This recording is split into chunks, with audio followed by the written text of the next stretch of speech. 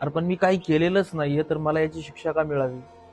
असा प्रश्न माझ्या सकट आयुष्यात प्रत्येकाला एकदा तरी पडलेला असतो की आपण चूक केलेली नसते पण चुकीची शिक्षा आपल्याला मिळत असते. त्याचं उत्तर महाभारताला विचारा. महाभारतामध्ये अर्जुनाने देवाला खूप प्रश्न विचारलेत. त्यात एकदा अर्जुन असं म्हणाले की देवा, दुर्योधन आणि दुशासन गुन्हेगार आहे, त्यांना त्यांच्या गुन्ह्याची शिक्षा मिळाली पाहिजे हे मान्य, पण याच्यामध्ये भीष्माचार्य आणि द्रोणाचार्यांचा काय गुन्हा? त्यावेळी देवाने असं सांगितलं की दुर्योधन आणि दुशासन नावाच्या गुन्हेगारांच्या सोबत उभे राहिले हाच भीष्माचार्य आणि द्रोणाचार्यांचा गुन्हा आहे. म्हणजे चुकीच्या माणसाच्या सोबत आपण उभा राहिलो तरी देखील त्यानं केलेल्या चुकीची शिक्षा आपल्याला मिळत असते. हवं तर दोघा जणांना विचारा. एक तुकाराम महाराजांना विचारा. तुकाराम महाराज असं म्हणाले की केले पाप जेने दिले अनुमोदन, दोघांशी पतन सारिकेची. पाप करणारा आणि पापाला मदत करणारा दोघे गुन्हेगार.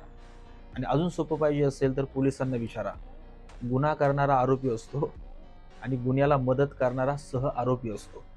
सांभाळलं पाहिजे.